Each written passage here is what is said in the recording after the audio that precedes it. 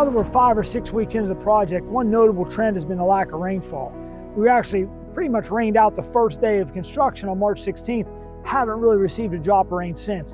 Although that may present some different circumstances or challenges when growing grass, when we're under construction, it's an ideal environment to work under. So when we're dry, we can move extremely quickly, and LaBar has certainly held up their end of the bargain in that regard. We've been able to accomplish a significant amount of work in the first 4 or 5 weeks and off to a great start. With that being said, the speed at which we're completing the work with the pace, the urgency, we also are ensuring that the quality of the construction, the materials, the installation, the compaction, all of those things, we've been able to remain at the highest level in addition to working with a very urgent pace.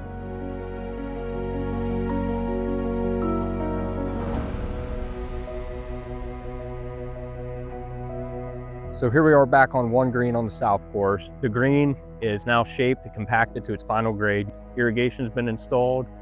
The approach mix drainage is in place, and we have our first bunker built. We have the Bunker Solutions liner here, and bunker sand is installed.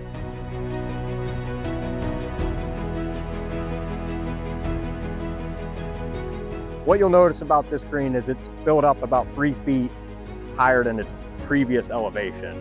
What that does for us from an agronomy standpoint is, one, we're out here early in the morning, there's full sunshine on this green. Work with partners throughout the club, or partners at Davey Tree and LaBar to make all this happen, which will only result in better turf health. Secondly, by elevating it, we are now above the water table of the wetlands that surround this hole in the front and back, which lead to firmer and drier conditions year-round.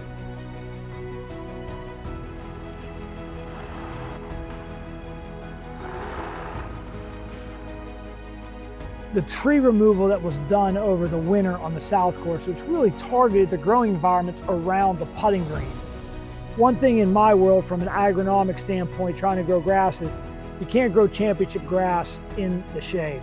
And hats off to Mr. McCann and the Forest Creek team for making the investment to really take out a lot of the underbrush and the non-necessary trees and plant specimens to really open up some of these green sites to their originally intended design. Obviously, the main component of the tree removal is for air and light to our green complexes and the rest of the golf course. We've already seen the benefits of that across the south course.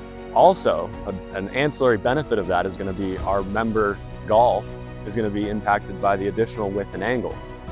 We're here on the south course, number 2. The very meaningful tree removal that we just had is just to the left of the bridge, which is going to open up new vistas, obviously with that air and light, but new vistas for the members to see that green complex and more shot variety as they stand on the tee.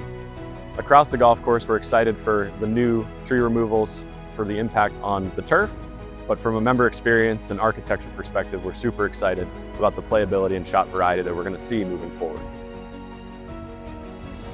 A lot of very, very talented people from a few different organizations working together, and I can't be prouder of the team thus far, the communication, the way everybody's really taken ownership of the work, holding each other accountable, and the product thus far has been fantastic.